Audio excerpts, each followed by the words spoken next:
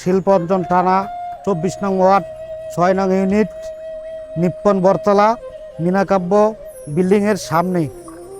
এখানে খাবারের আইটেম অনেক কিছু আইটেম পাওয়া যায়, ভর্তা, ভাজি, তারপর গরুর গোশ, মাছ, ভর্তার অনেকগুলো আইটেম পাওয়া যায়।